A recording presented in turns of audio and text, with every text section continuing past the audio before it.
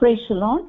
ஆண்டவரும் இரட்சகருமான இயேசு கிறிஸ்துவின் நாமத்தினாலே இயேசுவின் வல்லமை ஊழியத்தின் சார்பாக நடைபெறுகிறதான இந்த இருட்டோடு சுபத்திற்கு வந்திருக்கிற உங்கள் யாவரையும் இயேசு கிறிஸ்துவின் வல்லமையுள்ள நாமத்தினாலும் இயேசுவின் வல்லமை ஊழியத்தின் சார்பாகவும் வாழ்த்தி வரவேற்கிறோம். கர்த்தர் தாமே நம்ம ஒவ்வொருவரோடு கூட இந்த நாளிலே பேசும்படியாக நாம் கண்களை மூடி ஒரு நிமிடம் நாம் செபிப்போம். எங்களை அதிகமாக நேசிக்கிற எங்கள் நல்ல பிதாவே, அருமையான அதிகாலை வேளைக்காய் மக்கள் நன்றி செலுத்துகிறோம்.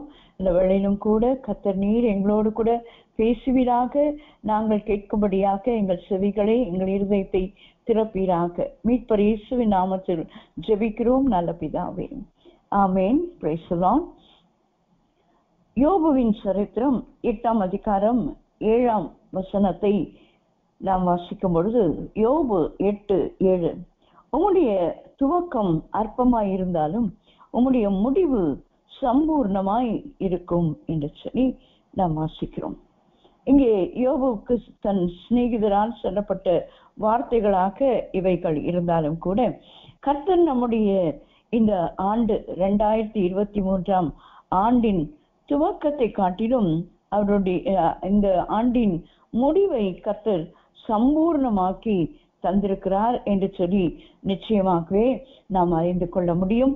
ஆகையால் கர்த்தர் எந்தெந்த வகையிலே துவக்கத்தை காட்டிலும் முடிவை ஆசீர்வதித்தார் என்று சொல்லி நாம் 3 காரியங்களை தியானிக்க கர்த்தர் நமக்கு உதவி செய்வாராக. இந்த யோபு 8:7 துவக்கத்தை பார்க்கிறோம், அற்பமான ஒரு துவக்கத்தை பார்க்கிறோம், முடிவு சம்பூர்ணமாய் இருக்கும். இந்த வருடத்தின் கடைசி நாட்களுக்குள்ளாக நாம் வந்திருக்கிறோம். அதிலே நம்முடைய முடிவு சம்பூர்ணமாய் இருக்க வேண்டும் என்று சொல்லி தேவன் விரும்புகிறார். அப்படியானால் முதலாவது நாம் பெற்றுக்கொள்ளுகிற காரியம் என்னவென்று சொல்லி பார்க்கும் பொழுது, உபாகமத்தின் புஸ்தகம் 11ஆம் அதிகாரம் 12ஆம் வசனத்தை உங்களுக்காக நான் வாசிக்கிறேன். உபாகமம் 11:12, அது உன் தேவனாகிய கர்த்தர் விசாரிக்கிற தேசம், வருஷத்தின் துவக்கம் முதல் வருஷத்தின் முடிவு மட்டும் எப்பொழுதும் உன் தேவனாகிய கர்த்தரின் கண்கள் அதன் மேல் வைக்கப்பட்டிருக்கும். வருஷத்தின் துவக்கம் முதல் வருஷத்தின் முடிவு மட்டும் கர்த்தரின் கண்கள் அதன் மேல் வைக்கப்பட்டிருக்கும் என்று தேசத்தை குறித்து ஆண்டவர் இங்கே பேசினாலும், நமக்கும் நம்மை குறித்தும் நம்முடைய தேசத்தை குறித்தும் எல்லா காரியங்களை குறித்தும் ஆண்டவர் இந்த வருஷத்தின் துவக்கம் முதல் முடிவு மட்டும் நடந்த காரியங்களிலே கர்த்தரின் கண்கள் நம்மேல் நோக்கமாயிருது. கர்த்தருடைய கண்கள் நீதிமான்கள் மேல் நோக்கமாயிருக்கிறது என்று வேதம் நமக்கு சொல்லுகிறது. கர்த்தரின் கண்கள் இந்த வருஷத்தின் துவக்கம் முதல் இந்த வருஷத்தின் முடிவு வரையிலும் நம்மேல் வைக்கப்பட்டிருக்கிறது என்பதை நாம் அறிந்திருக்கிறோம். அப்படியானால் இந்த கர்த்தருடைய கண்கள் யார் மேல் எப்படி வைக்கப்பட்டது, அவர்கள் பெற்றுக்கொண்ட காரியங்கள் என்ன என்று சொல்லி நாம் பார்க்கும் பொழுது, நம்ம எல்லாருக்கும் தெரிந்த சம்பவங்களும் பகுதிகளும் தான். ஆதியாகமத்தின் புஸ்தகம் 6ஆம் அதிகாரம் 8ஆம் வசனத்தை நாம் வாசிக்கும் போது, கர்த்தருடைய கண்கள் வருடம் முழுவதும் மட்டுமல்ல, அந்த நாட்களிலே வாழ்ந்த ஒரு நீதிமானா இருந்த நோவாவுக்கு என்ன கிடைத்தது என்று சொல்லி நாம் பார்க்கும் பொழுது, ஆதியாகமம் 6ஆம் அதிகாரம் 8ஆம் வசனத்தை வாசிக்கும் பொழுது, நோவாவுக்கும் கர்த்தருடைய கண்களில் கிருபை கிடைத்தது.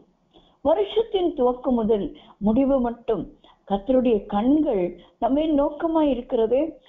நோக்கமாயிருக்கிற கண்களில் இருந்து புறப்படுகிறது என்ன என்று சொல்லி பார்க்கும் பொழுது, அது கர்த்தருடைய கிருபையாய் இருக்கிறது.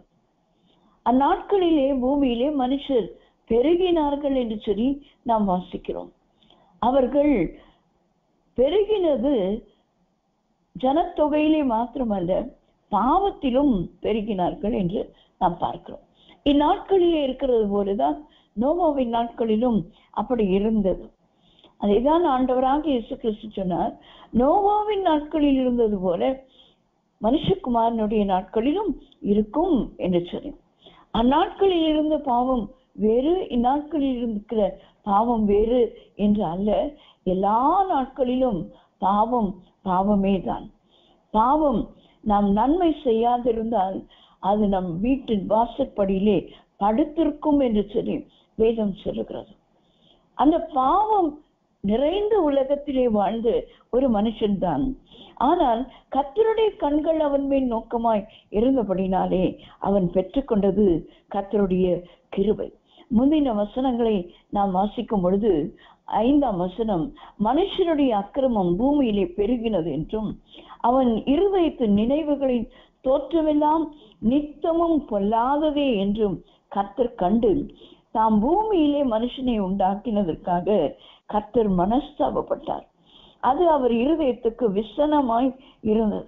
அப்பொழுது கர்த்தர், நான் சிருஷ்டித்த மனுஷனை பூமியிலே வைக்காமல் மனுஷன் முதற்கொண்டு மிருகங்கள், ஊரும் பிராணிகள், ஆகாயத்து பறவைகள் பரியந்தமும் உண்டாயிருக்கிறவைகளை நிக்கிரகம் பண்ணுவேன். நான் அவர்களை உண்டாக்கினது எனக்கு மனஸ்தாபமாய் இருக்கிறது என்றார். ஒரு உலகத்தில் உள்ள எல்லாவற்றையுமே நிக்கிரகம் பண்ணும்போது அது ஆண்டவருடைய இருதயத்துக்கு விசனமும் மனஸ்தாபமாய் இருக்கிற போது ஒரே ஒரு மனுஷன் அங்கே காணப்படுகிறார். அவருக்கு கர்த்தருடைய கண்களில் கிருபை கிடைத்தது. இந்த வருஷத்தின் துவக்கத்தை நாம் எப்படி துவங்கினோமோ, ஒருவேளை அற்பமான துவக்கமாய் இருக்கலாம். அது நடுவிலே வரும்போது, வருஷத்தின் நடுவிலே எங்களை உயிர்ப்பியும் என்று சொல்லி தீர்க்கதரிசி சொல்லுகிறது போல, வருஷங்களின் நடுவிலே அன்றைக்கு தேவ ஜனங்களை கர்த்தர் உயிர்ப்பித்தது போல இந்த வருஷத்தின் நடுவிலே கர்த்தர் நம்மை உயிர்ப்பித்திருக்கலாம். ஆனால் எப்படியோ இந்த முடிவிலே வந்திருக்கிற நமக்கு கர்த்தருடைய கண்களில் நோவாவுக்கு கிடைத்த கிருபை, நோவாவுக்கு கிடைத்தது போல கர்த்தருடைய கண்களிலே கிருபை கிடைத்தது என்று நான் விசுவாசிக்கிறேன். ஆகையால் நாம் கர்த்தரை ஸ்தோத்திரிக்க கடமைப்பட்டவர்களாய் இருக்கிறோம். இரண்டாவது ஒரு மனுஷனை குறித்து நாம் வாசிக்கிறோம். யாத்திராகமத்தின் புஸ்தகம் 33ஆம் அதிகாரம் 12ஆம் வசனம் முதல் நாம் வாசிக்கும் பொழுது அங்கே நாம் ஒரு மனுஷனை குறித்து பார்க்கிறோம். அது மோசே. மோசே கர்த்தரை நோக்கி, தேவரீர் இந்த ஜனங்களை அழைத்து கொண்டு போ என்று சொன்னீர், ஆகிலும் என்னோட கூட இன்னாரை அனுப்புவேன் என்பதை எனக்கு நீர் அறிவிக்கவில்லை. என்றாலும் உன்னை பேர் சொல்லி அழைத்து அறிந்திருக்கிறேன் என்றும் என் கண்களில் உனக்கு கிருபை கிடைத்தது என்றும் தேவரீர் சொன்னதுண்டே என்று கர்த்தர் மோசேக்கு சொன்ன வார்த்தைகளை மோசே தேவ ஜனங்களை நடத்தி கொண்டு வருகிற வேளையிலே ஞாபகப்படுத்துகிறார் கர்த்தருக்கு. நீர் என்னை அழைத்து கொண்டு இந்த ஜனங்களை அழைத்து கொண்டு போ என்று சொன்னீர், ஆனால் யாரை எனக்கு முன்னாக அனுப்புவேன் என்று நீர் சொல்லவில்லை. ஆனால் உம்முடைய கிருபையை எனக்கு கொடுத்தீர். உம்முடைய கண்களில் எனக்கு கிருபை கிடைத்ததினாலேதான் நான் இந்த ஜனங்களை அழைத்து வந்திருக்கிறேன். நீர் என்னை பேர் சொல்லி அழைத்தீரே, உன்னை பேர் சொல்லி அழைத்து என்று சொன்னேன். அதுக்கு ஆண்டவர் சொல்லுகிற பதிலை நாம் 17ஆம் வசனத்திலே நாம் வாசிக்கும் பொழுது, அப்பொழுது கர்த்தர் மோசேயை நோக்கி, நீ சொன்ன இந்த வார்த்தையின்படியே செய்வேன். என் கண்களில் உனக்கு கிருபை கிடைத்தது, உன்னை பேர் சொல்லி அழைத்து அறிந்திருக்கிறேன் என்று கர்த்தர் சொல்லுகிறார். அப்படியானால் இந்த வருஷத்தை எப்படி நாம் துவக்கினோமோ, அற்பமாய் துவங்கி இருந்தாலும் இந்நாள் வரைக்கும் இந்த வருஷத்தை முடிக்கிற ஒரு சில நாட்களுக்குள்ளாக நாம் கடந்து வந்திருக்கிறோமே. நமக்கு முன்பாக எப்படி ஆண்டவர் வழிகளை ஆயத்து பண்ணி நம்மை நடத்தினார் என்று சொல்லி நமக்கு நன்றாய் தெரியும். ஆனாலும் அதன் மத்தியிலே தேவன் நம்மை பேர் சொல்லி அழைத்து அறிந்திருக்கிறார் என்பதை நாம் மறந்து விடக்கூடாது. ஆண்டவருடைய கிருபை நம்மோடு கூட இருக்கிறது என்பதற்கு அதுதான் ஒரு அடையாளம். அன்றைக்கு நோவாவின் நாட்களிலே சகல ஜனங்களும் சகல பிராணிகளும் அழிக்கப்பட்ட போது நோவாவுக்கு கர்த்தருடைய கண்களிலே கிருபை கிடைத்ததினாலே அவன் மாத்திரம் அவன் குடும்பத்தோடு கூட அன்றைக்கு தப்பு வைக்கப்பட்டான். கர்த்தராகிய இயேசு கிறிஸ்துவின் வருகை நாட்களிலே நோவாவின் நாட்கள் போல நடக்கிறது. நாட்களிலே நாமும் நம் குடும்பம் மாத்திரமல்ல, நம்மோடு கூட நாம் ஜெபிக்கிற, நம்மோடு உறவு வைத்திருக்கிற எல்லா தெய்வ ஜனங்களும் எல்லாரும் ஆண்டவருடைய ராஜ்யத்துக்கு வர வேண்டும், அந்த பேழைக்குள்ளே சேர்க்க வேண்டும் என்று சொன்னான். மோசேயை போல பேர் சொல்லி அழைக்கப்பட்டவர்களாய் நாம் இருக்க வேண்டும். பேர் சொல்லி அழைக்கப்பட்டவர்களை தான் ஆண்டவர் இந்த நாளிலே இந்த இயேசுவின் வல்லமை ஊழியத்திலே கொண்டு வந்து நிறுத்தியிருக்கிறார். பேர் சொல்லி அழைத்து அறிந்திருக்கிறேன் என்று கர்த்தர் அதை உறுதிப்படுத்துகிறார். அப்படியானால் இன்றைக்கு நாமும் இந்த உறுதியோடு கூட தான் இந்த வருடத்தை நாம் முடிக்க போகிறோம்.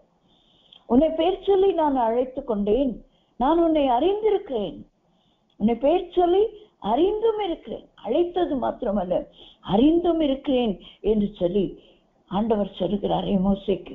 அப்படியானால் அவருடைய கிருபை நம்ம இந்த வருடம் முழுவதும் நடத்தி வந்தது அல்லவா?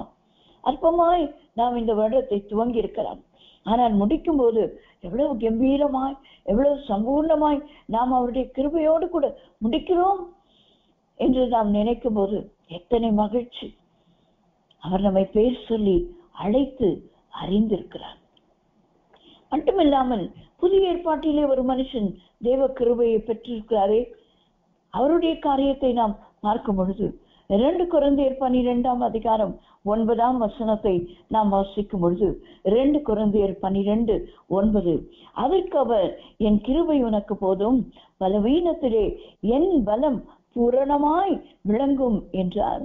ஆகையால் கிறிஸ்துவின் வல்லமை என்மேல் தங்கும்படி என் பலவீனங்களை குறித்து நான் மிகவும் சந்தோஷமாய் மேன்மை பாராட்டுவேன் என்று இங்கே அப்போஸ்தலனாகிய பவுல் சொல்கிறதை நாம் பார்க்கிறோம். அவருடைய சரீரத்திலே ஒரு முள் கொடுக்கப்பட்டது என்று சொல்லி அதுக்கு முந்தின வசனத்திலே அவர் சொல்லுகிறதை பார்க்கிறோம். 7ஆம் வசனத்திலே என் மாம்சத்திலே ஒரு முள் கொடுக்கப்பட்டிருக்கிறது, என்னை நான் உயர்த்தாதபடிக்கு அது என்னை குட்டும் சாத்தானுடைய தூதனாய் இருக்கிறது, அதை என்னை விட்டு நீங்கும்படிக்கு நான் 3 தரம் கர்த்தரிடத்தில் வேண்டிக் கொண்டேன். ஆண்டவர் அதை விலக்கி போட்டார் என்றோ அந்த முள்ளை எடுத்து போட்டார் என்றோ வேதம் நாம் சொல்லவில்லை. மாறாக என் கிருபை உனக்கு போதும், பலவீனத்தில் என் பலம் பூரணமாய் விளங்கும் என்று ஆண்டவர் வாக்கு கொடுத்த வண்ணமாகவே கடைசி வரைக்கும் அதுதான் அவர் சொல்லுகிறான். அவருடைய பலம் எப்படி பூர்ணமாய் இவருக்கு பவுல போசனனுக்கு விளங்கினது? கிறிஸ்துவின் வல்லமை என்மேல் தங்கும்படி என் பலவீனங்களை குறித்து நான் மிகவும் சந்தோஷமாய் மேன்மை பாராட்டுவேன். அவருடைய வாழ்க்கையின் கடைசி நாள் வரைக்கும் இந்த பலவீனத்தோடு தான் அவர் இருந்தார். அந்த பலவீனம் எடுக்கப்பட்டது என்று சொல்லி வேதம் எங்கேயும் சொல்லவில்லை. ஆண்டவருடைய கிருபை மட்டும்தான் அவருக்கு கொடுக்கப்பட்டிருந்தது.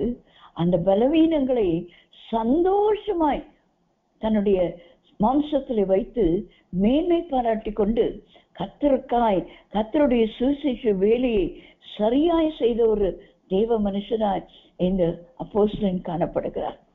அவருக்கு தேவைப்பட்டது வருஷத்தின் துவக்கம் முதல் வருஷத்தின் முடிவு வரை கர்த்தருடைய கிருபை. கர்த்தருடைய கண்கள் நம்மேல் நோக்கமாய் இருக்கிறது என்று சொன்னால் அவருடைய கிருபை நம்மேல் இருக்கிறது. அந்த கிருபையை நாம் பெற்றுக்கொள்ளும் போது இப்படிப்பட்டதான ஒரு ஆசீர்வாதத்தை நாம் பெற்றுக்கொள்ள முடியும். அநேக பலவீனங்கள் நமக்கு இந்த வருடம் முழுவதும் ஏற்பட்டிருக்கலாம், நமக்கு அன்பானவர்களுக்கு ஏற்பட்டிருக்கலாம். ஆனால் அவைகளின் மத்தியிலும் கர்த்தருடைய வார்த்தையை பிரசங்கிப்பதற்கும் கர்த்தரை குறித்து நாம் சாட்சியாய் சொல்வதற்கும் அவருக்காய் எழும்பி பிரகாசிப்பதற்கும் கர்த்தர் நம்ம ஒவ்வொருவரையும் அழைத்து அறிந்து பேர் சொல்லி அழைத்து அறிந்து அவர் நடத்தி வந்தாரே. நம்முடைய எல்லா பலவீனங்களையும் குறித்தும் நாம் மேன்மை பாராட்டத்தான் வேண்டும். சந்தோஷமாய் அதை குறித்து நாம் வருத்தப்பட்டு துக்கப்பட்டு இப்படி ஆகிவிட்டேனே இப்படி இருந்தேனே என்று சொல்லாமல் 3 முறையும் உபவாசித்து ஜெபித்திருக்கிறார். 3 தரம் கர்த்தரிடத்தில் வேண்டிக் கொண்டேன் என்று சொல்லுகிறார். 3 முறை வேண்டிக் கொண்டிருக்கிறார் அப்போஸ்தலனாகிய பவுல். ஆனால் கர்த்தர் அவரிடத்திலிருந்து எடுத்து போடவில்லை. அதை வைத்து கர்த்தருடைய கிருபையை அளவில்லாமல் கொடுத்தது. அநேக நேரங்களிலே நாம் நம்முடைய பிரச்சனைகளை தான் பெரிதாக பார்க்கிறோம். ஆனால் நம்முடைய பிரச்சனைகளை காட்டிலும், நம்முடைய பலவீனங்களை காட்டிலும், நம்முடைய சோர்வுகளை காட்டிலும், நம்முடைய இக்கட்டுகள் துன்பங்களை காட்டிலும் நமக்கு உதவி செய்கிற ஒரு பெரியவர் நமக்குள்ளே இருக்கிறார் என்பதை அநேக நேரங்களிலே நாம் மறந்து போகிறோம். ஒருவேளை இந்த வருடம் முழுவதும் அப்படியாக முறுமுறுத்து தேவனை விசனப்படுத்தி இருப்போமானால் இந்த வேளையிலே கர்த்தரிடத்திலே உப்புரமாக்குவோம். இது நமக்கு சுத்திகரிப்பின் நாட்களும் ஆண்டவருக்கு நன்றி சொல்லுகிற நாட்களுமா இருக்கிறது. ஆகிய தனித்து ஆண்டவரிடத்திலே ஜெபித்து நாம் பூரணத்துக்குள்ளாய் கடந்து செல்ல வேண்டும். அற்பமாய் ஆரம்பிக்கப்பட்ட இந்த வருஷம் சம்பூர்ணமாய் முடிய வேண்டும் என்று சொன்னால் இந்த பரிபூர்ண பலத்தை, என் பலம் பூரணமாய் விளங்கும் என்று சொன்னாரே, அந்த கிருபையை நாம் ஒவ்வொரு நாளும் பெற்றுக்கொள்ளத்தக்கதாக தான் கர்த்தருடைய கண்கள் வருஷம் முழுவதிலும் நம்மோடு கூட இருந்தது என்பதை நாம் அறிந்து கொள்ள வேண்டும். இரண்டாவதாக நாம் பார்க்கும் பொழுது உபாகமத்தின் புஸ்தகம் 31ஆம் அதிகாரம் 10ஆம் வசனத்தை நாம் வாசிக்கும் பொழுது, உபாகமம் 31:10 அவர்களுக்கு கட்டளையிட்டது என்னவென்றால், விடுதலையின் வருஷமாகிய ஒவ்வொரு 7ஆம் வருஷத்தின் முடிவிலே கூடார பண்டிகையிலே உன் தேவனாகிய கர்த்தர் தெரிந்து கொள்ளும் ஸ்தானத்தில் இஸ்ரவேல் எல்லாரும் அவருடைய சன்னதியில் சேர்ந்து வந்திருக்கும் போது இந்த நியாய பிரமாணத்தை இஸ்ரவேலர் எல்லாரும் கேட்க அவர்களுக்கு முன்பாக வாசிக்க கடவாய். ஆண்டவர் கொடுத்ததான ஒரு விடுதலையின் வருஷமும் விடுதலையின் ஆண்டுமாக ஒரு சில காரியங்களை இஸ்ரவேல் ஜனங்களுக்கு ஆண்டவர் கொடுத்தார்.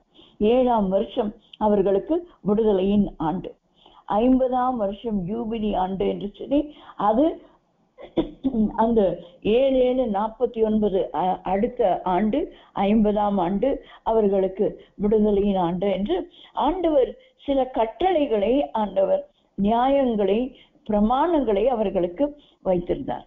அதிலே இந்த 7ஆம் வருஷத்தின் முடிவிலே அவர்களுக்கு ஒரு கூடார பண்டிகையை அவர்கள் கொண்டாட வேண்டும். அதிலே என்ன செய்ய வேண்டுமாம், கர்த்தர் தெரிந்து கொள்ளும் ஸ்தானத்தின் இஸ்ரவேலர் எல்லாரும் அவருடைய சன்னதியில் சேர்ந்து வந்திருக்கும் போது இந்த நியாய பிரமாணத்தை இஸ்ரவேலர் எல்லாரும் கேட்க அவர்களுக்கு முன்பாக வாசிக்க கடவாய். ஆண்டவர் ஒரு விடுதலையை கொடுக்கிற ஒரு ஆண்டின் முடிவாக இருக்கிறார். இந்த ஆண்டு முழுவதிலும் என்னென்ன காரியங்களிலே நாம் விடுதலை பெற்றிருக்கிறோம், அதை எல்லாம் எண்ணி எண்ணி கர்த்தருக்கு நன்றி செலுத்துகிற ஒரு பண்டிகையாக தான் இந்த வருடத்தின் கடைசி நாட்களின் பண்டிகையாக நமக்கு இருக்கிறது. ஆண்டவருக்கு நன்றி செலுத்த வேண்டும் என்று சொன்னான். நமக்கு விடுதலை கொடுத்த ஆண்டவர், நம்ம எல்லாரும் பாவத்திலிருந்து விடுதலை பெற்றிருக்கிறோம், சாபத்திலிருந்து விடுதலை பெற்றிருக்கிறோம்.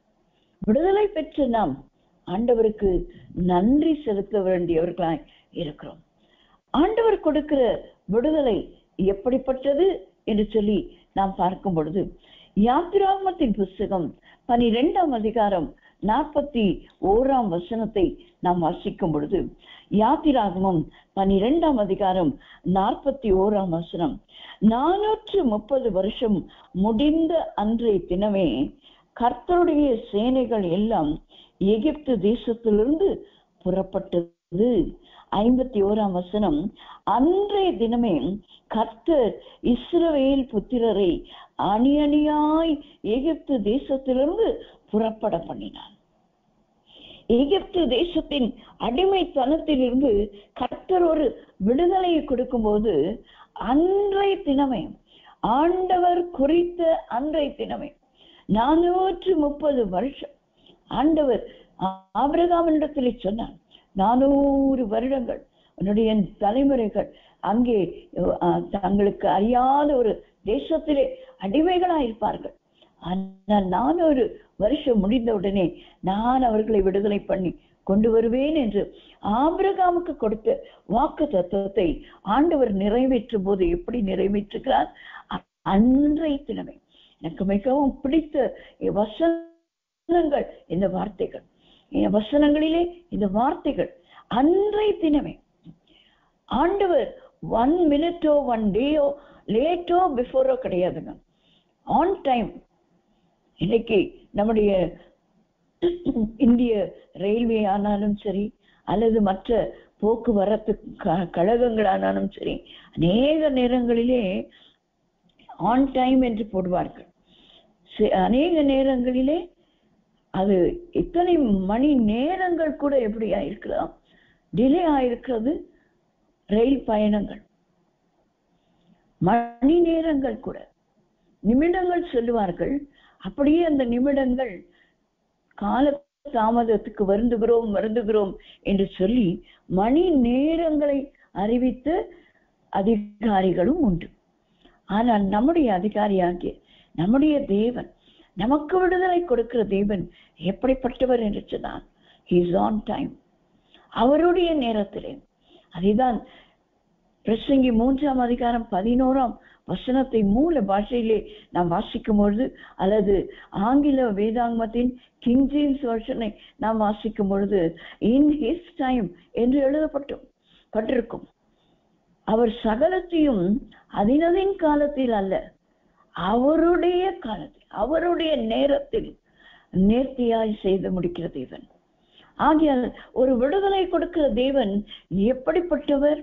நமக்கு அன்றைய தினமே, நமக்கு இந்த வருடம் முழுவதிலும் அன்றைய தினமே அநேக விடுதலைகள் கிடைத்திருக்கும்.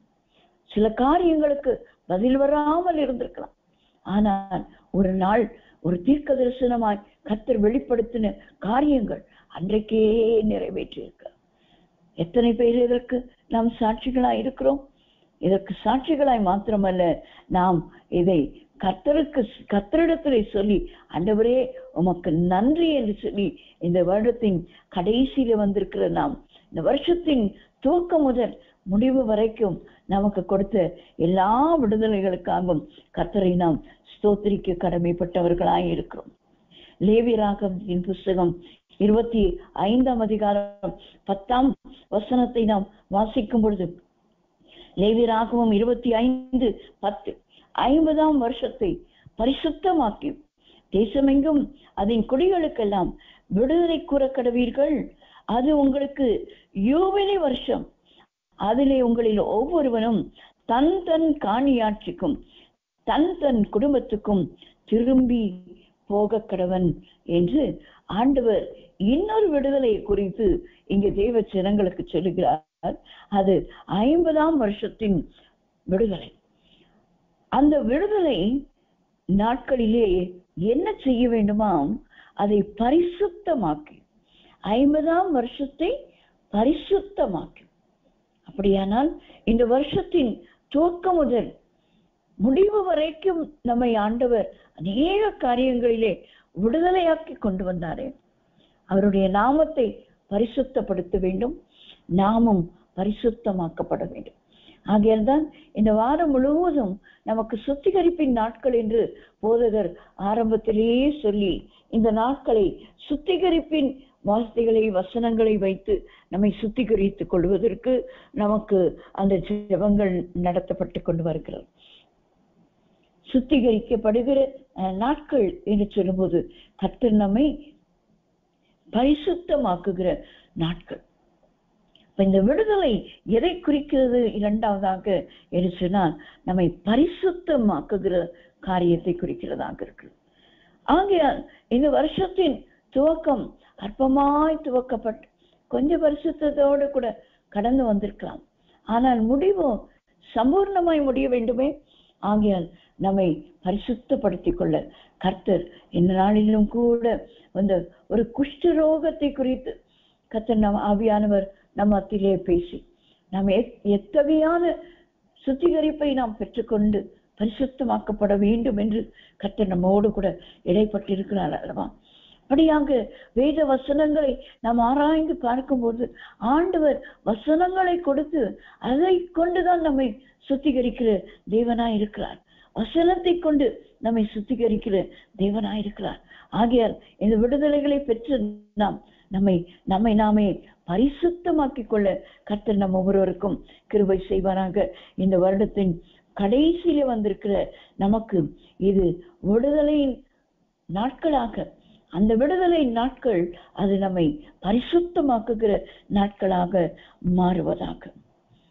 மூன்றாவதாக இந்த விடுதலை குறித்து நாம் வாசிக்கும் பொழுது அப்போஸ்தலர் நடபடிகளின் புஸ்தகம் 12ஆம் அதிகாரம் 11ஆம் வசனத்தை நாம் வாசிக்கும் பொழுது, அப்போஸ்தலர் 12:11, பேதுருவுக்கு தெளிவு வந்தபோது ஏரோதின் கைக்கும் யூத ஜனங்களின் எண்ணங்களுக்கும் என்னை விடுதலையாக்கும்படிக்கு கர்த்தர் தம்முடைய தூதனை அனுப்பினார் என்று நான் இப்பொழுது மெய்யாய் அறிந்திருக்கிறேன் என்றான்.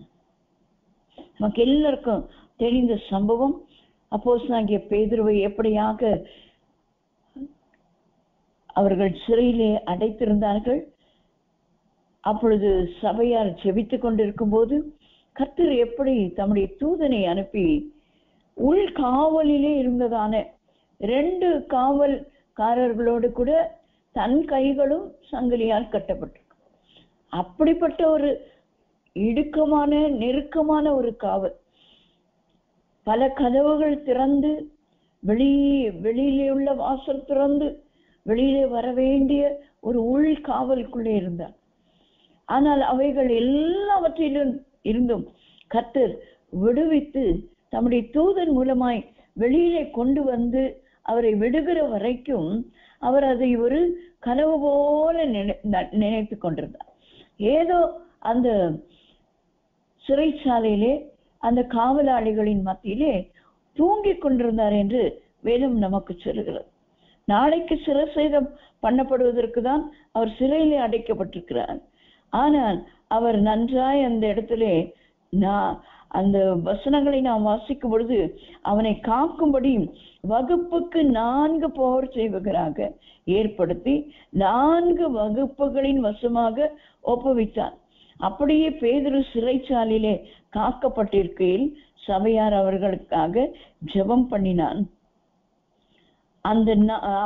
அந்த குறித்திருந்த நாளுக்கு முந்தின நாள் ராத்திரியிலே பேதுரு 2 சங்கிலிகளினாலே கட்டப்பட்டு 2 சேவகர் நடுவே நித்திரை பண்ணி கொண்டு இருந்தான். என்ன ஒரு நல்ல ஒரு ஊழியக்காரர் பாருங்க. நாளைக்கு சிரசேதம், அவரை சிறையில அடைச்சு வச்சிருக்காங்க. ஆனால் அவர் அங்கே நல்ல நித்திரை பண்ணி கொண்டிருந்தார். ஆகையால் அவர் வெளியிலே கொண்டு வந்து தூதனால் விடப்பட்ட போது அவர் நினைத்த காரியம் தான் ஒரு சொப்பனம் காண்கிறது போல அவர் நினைத்து கொண்டிருந்தார். ஆகையால் தான் இந்த 11ஆம் வசனம் பேதுருவுக்கு தெளிவு வந்த போது என்று எழுதப்பட்டார். அவர் வெளியிலே கொண்டு வந்து விடப்பட்டு தூதன் அவரை விட்டு விலகி போன பின்புதான் தனக்கு ஒரு தெளிவு வருகிறது. தெளிவு வந்த போது எதிலிருந்து கர்த்தர் தம்மை விடுவித்தார் என்று சொல்லி இங்கே சொல்லும் போது ஏரோதின் கைக்கும் யூத ஜனங்களின் எண்ணங்களுக்கும் என்னை விடுதலையாக்கும்படிக்கு கர்த்தர் தம்முடைய தூதனை அனுப்பினார்.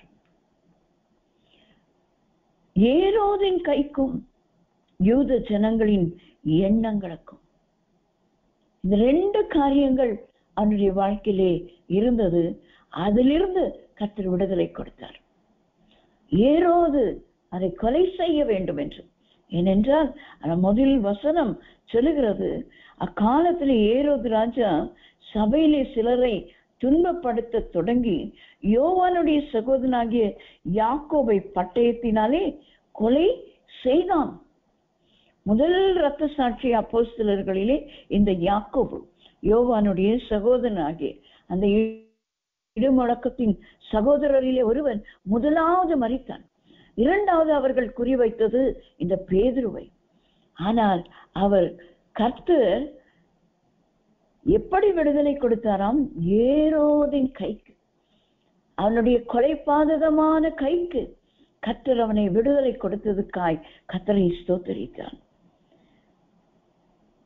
அடுத்தது யூத ஜனங்களின் எண்ணங்கள். யூத ஜனங்களின் எண்ணங்கள் இந்த பேதுருதான் எப்படியாக பிரசங்கித்து அநேகரை இந்த மார்க்கத்துக்குள்ளாக இழுத்து கொண்டிருக்கிறார். 3000 பேர் 5000 பேர் என்று நாட்களிலே ஞானஸ்நானம் எடுத்து சபையிலே சேர்க்கப்பட்டு கொண்டு வருகிறார்கள். இவரை கொன்று போட்டால் சரியா இருக்கும் என்று யூத ஜனங்களின் எண்ணங்கள். இந்த வருடம் முழுவதும் எத்தனை பேருடைய கைக்கு நீங்களும் நானும் தப்பு வைக்கப்பட்டிருக்கிறோம்.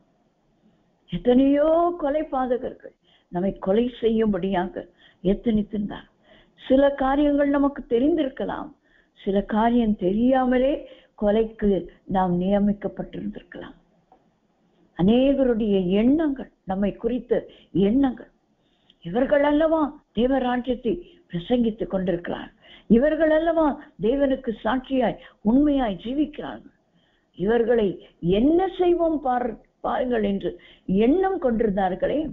எண்ணங்களை அறிந்த தேவன் உங்களுக்கு எனக்கும் விடுதலை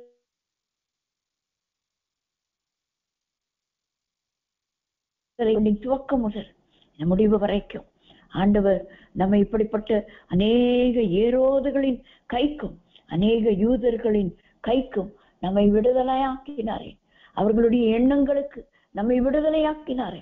அவர்கள் எண்ணுகிற எண்ணம் நமக்கு தெரியாமல் இருந்திருக்கலாம், யாரோ ஒருவர் சொல்லியிருக்கலாம், அல்லது சொல்லாமலும் கூட நம்மை பிடித்து கொடுக்க வேண்டும் என்று வகை தேடி இருக்கலாம்.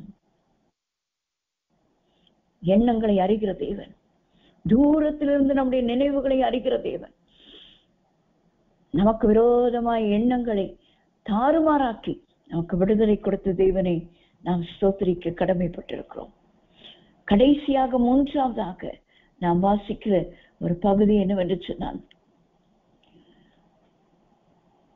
உபாகமத்தின் புஸ்தகம், மன்னிக்க வேண்டும், யாத்திராகமத்தின் புஸ்தகம் 23ஆம் அதிகாரம் 16ஆம் வசனத்தை நாம் வாசிக்கும் பொழுது, யாத்திராகமத்தின் புஸ்தகம் 23ஆம் அதிகாரத்தின் 16ஆம் வசனம் இவ்வாறாக சொல்லுகிறது.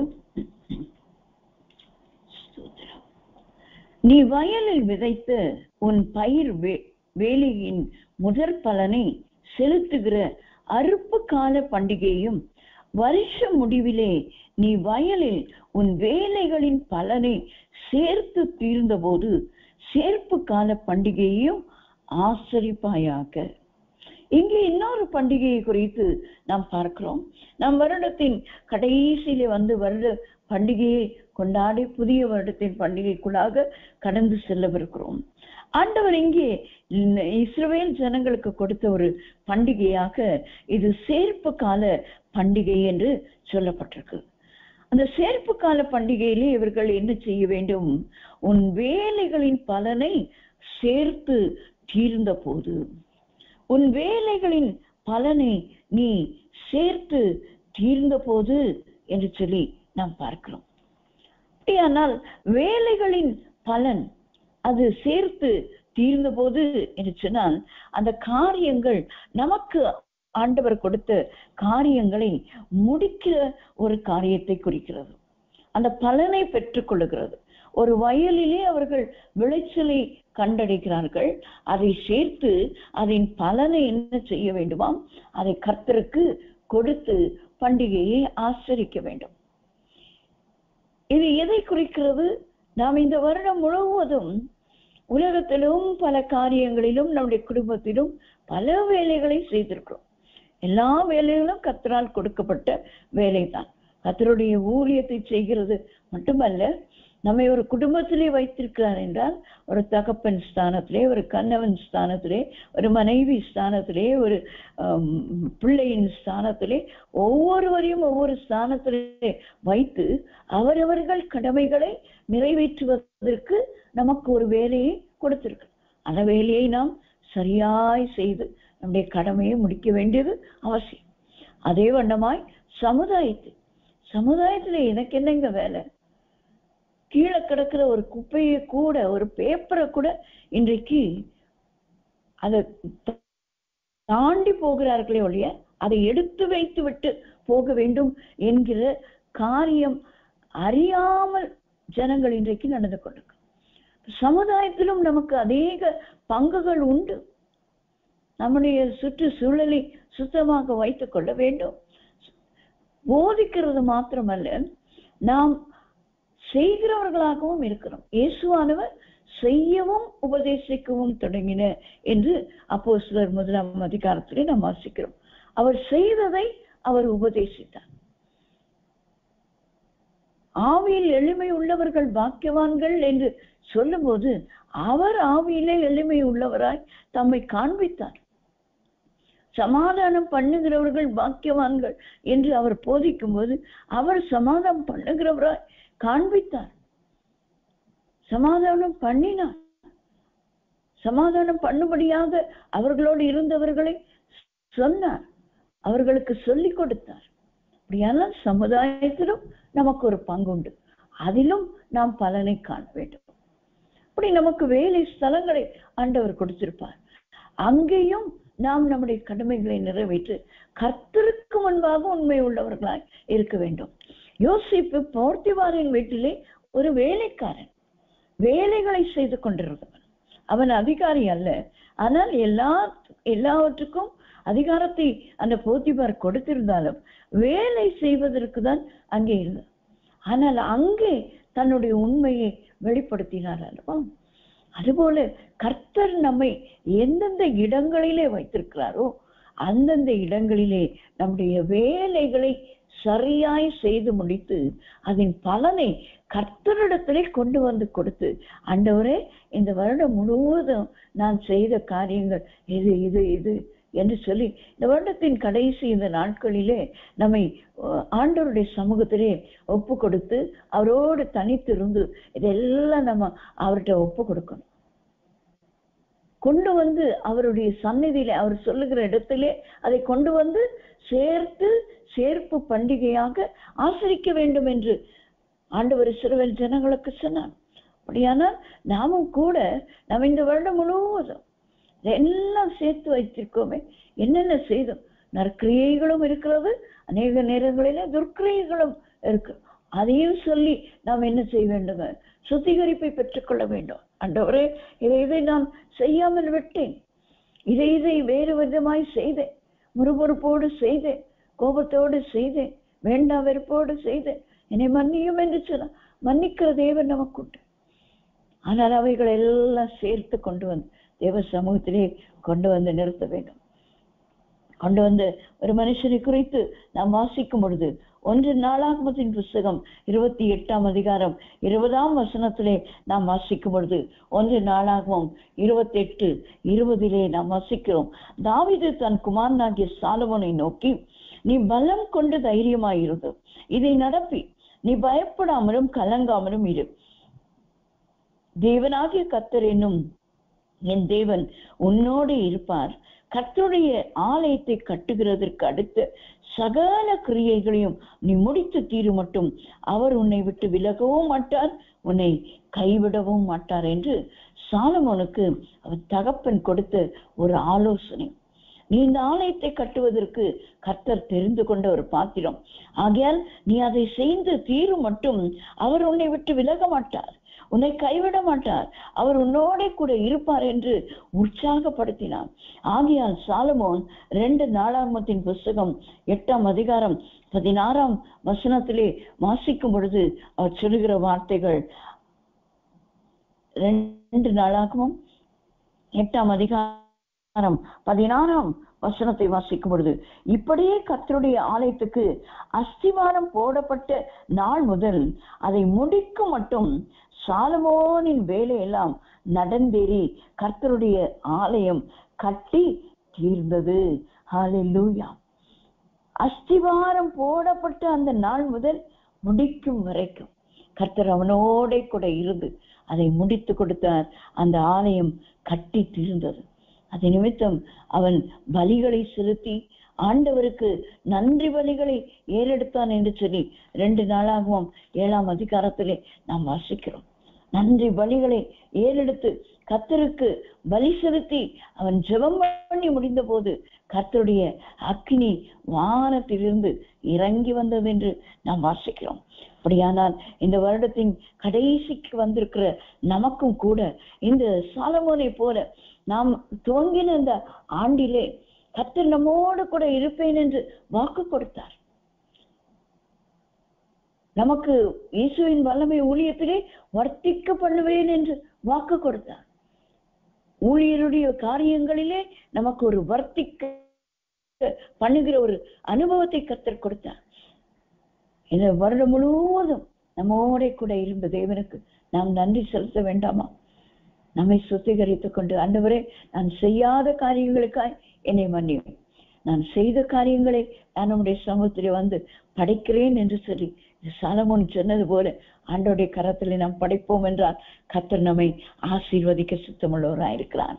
அதே போல 2வது சகரியா தீர்க்கதரிசன புஸ்தகம் 4ஆம் அதிகாரத்திலே ஒரு மனுஷனை குறித்து அங்கே நாம் வாசிக்கிறோம். சகரியா 4ஆம் அதிகாரம் 9, 10 வசனங்களை நாம் வாசிக்கும் பொழுது 8ஆம் வசனத்திலிருந்து வாசிக்கிறேன். பின்னும் கர்த்தருடைய வார்த்தை எனக்கு உண்டாகி, அவர் செருபாபேலின் கைகள் இந்த ஆலயத்துக்கு அஸ்திபாரம் போட்டது, அவன் கைகளே இதை முடித்து தீர்க்கும், அதனால் சேனைகளின் கர்த்தர் என்னை உங்களிடத்திற்கு அனுப்பினார் என்று அறிவாய். அற்பமான ஆரம்பத்தின் நாளை யார் அசட்டை பண்ணக்கூடும்? பூமி எங்கும் சுற்றி பார்க்கிறவைகளாகிய கர்த்தருடைய 7 கண்களும் செருபாபேலின் கையில் இருக்கிற தூக்கு நூலை சந்தோஷமாய் பார்க்கிறது என்றார். எத்தனை நல்ல ஒரு வார்த்தை! எனக்கு மிகவும் பிடித்த ஒரு வார்த்தை. சந்தோஷமாய் பார்க்கிறதாம். என்ன, அந்த மேஸ்திரியாய் வேலை செய்கிற அந்த செருபாபேல், அவர் ஒரு அதிபதி, அவருடைய கையிலே அந்த தூக்கு நூல் கொடுக்கப்பட்டு அந்த ஆலயத்தின் அஸ்திவாரம் போடப்பட்டது. அதன் பின்பு அது நிறுத்தப்பட்டது. இது 2வது ஆலயம். பாபிலோனின் சிறையிருப்புக்கு பிற்பாடு எஸ்ராவின் காலத்திலே வந்து அவர்கள் கட்டின 2வது ஆலயம். முதல் ஆலயத்தை சாலமோன் கட்டி முடித்தார். ஆனால் அவனுடைய கீழ்ப்படியாமையினாலே அது அழிக்கப்பட்டது, அக்கினிக்கு இரையாக கொடுக்கப்பட்டது. ஆனால் மீண்டுமாக அந்த ஆலயத்தை கட்டி எழுப்ப ஆண்டவர் ஒரு மனுஷனை தெரிந்து கொண்டார். அது செருபாபேல். ஆண்டவர் அவன் கையில் இருக்கிற தூக்கு நூலை சந்தோஷமாய் பார்க்கிறாராம். அற்பமான ஆரம்பத்தின் நாளை யார் அசட்டை பண்ணக்கூடும்? ஆண்டவரே சொல்லுகிறார், அவன் கைகள் தான் இந்த ஆலயத்துக்கு அஸ்திவாரம் போட்டது, அவன் கைகள் தான் முடிக்கும். அப்படி இந்த வருடத்தின் துவக்கத்திலே உங்கள் கைகளிலே கர்த்தர் என்ன வேலைகளை கொடுத்தார்? எதை நீங்கள் பாதையிலே விட்டிருக்கிறீர்கள்?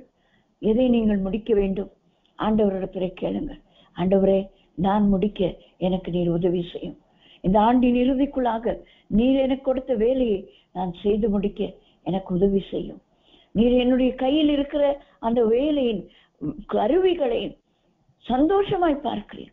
பிரசங்கம் பண்ணுகிறவர்களா இருந்தால் இந்த வேதம் நமக்கு ஒரு கருவி.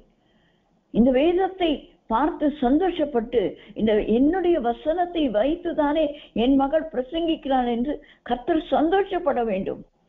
அப்படித்தான் நான் இந்த வருடம் முழுவதும் வாழ்ந்திருக்க வேண்டும்.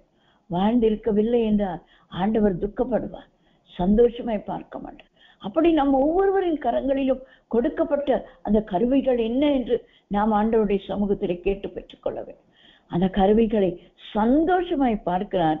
அதை நாம் பத்திரமாய் ஒழுங்காய் உபயோகப்படுத்தி கர்த்தருடைய கரத்திலே அதை ஒப்பு கொடுக்க கடமைப்பட்டவர்களாயிருக்கிறோம். கடைசியாய் நாம் பார்த்து முடிக்கவிருக்கிறோம் 1 கொரிந்தியர் 3ஆம் அதிகாரம் 10ஆம் வசனத்தை நாம் வாசிக்கும் பொழுது புதிய ஏற்பாட்டிலும் ஒரு மனுஷனை குறித்து வாசித்து நாம் முடிக்க போகிறோம். 1 கொரிந்தியர் 3ஆம் அதிகாரம் 10ஆம் வசனம்.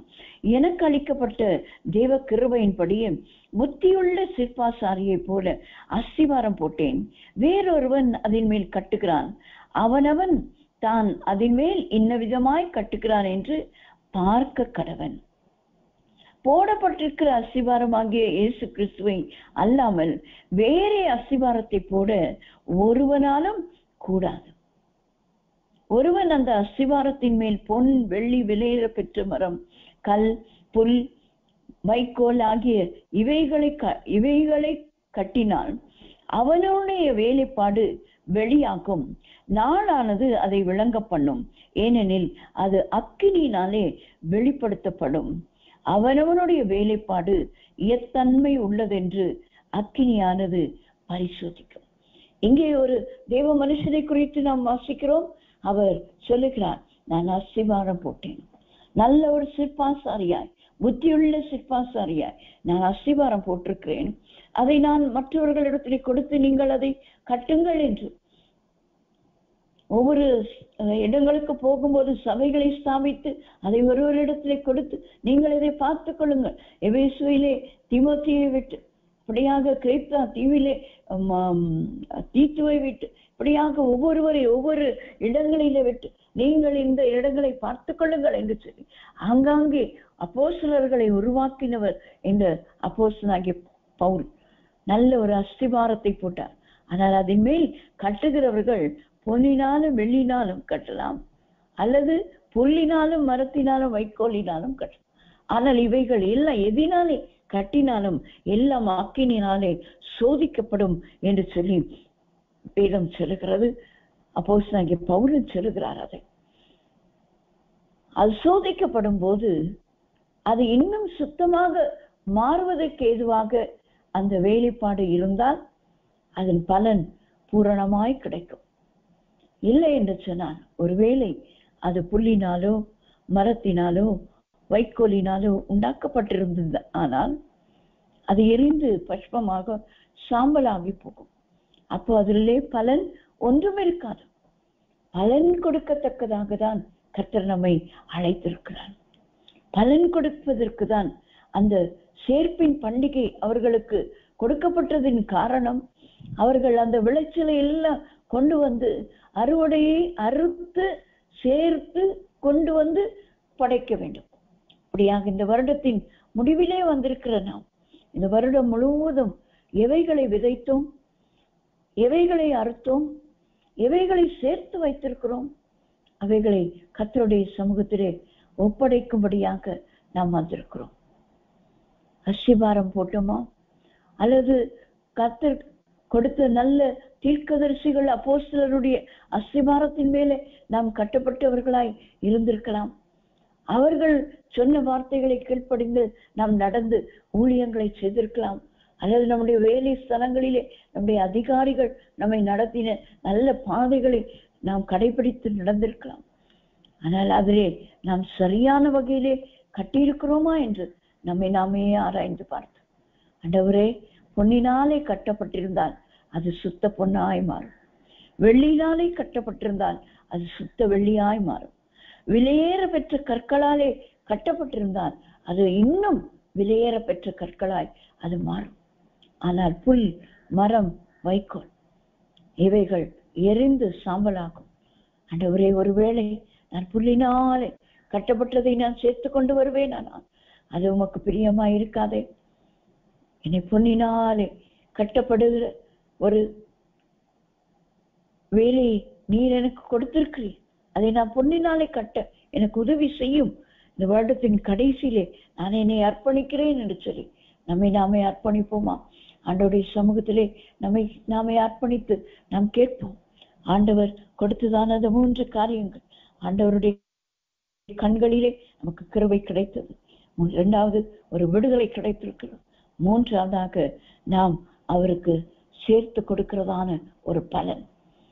இவைகள் வருஷத்தின் துவக்கம் முதல் வருஷத்தின் முடிவு வரைக்கும் கர்த்தர் நம்மோடு கூட இருந்து நடத்தின பாதைகளை நாம் நினைத்து நன்றி செலுத்தி நம்மை அர்ப்பணித்து சுத்திகரித்து ஒப்பு கொடுக்க கர்த்தர் நமக்கு உதவி செய்வாராக. எல்லாரும் கண்களை மூடி ஒரு நிமிடம் கர்த்தரை நோக்கி ஸ்தோத்திரிப்போமா? ஆண்டவரே, நீர் கொடுத்த இந்த வார்த்தையின்படியாக எங்களை நீர் நடத்துவீராக.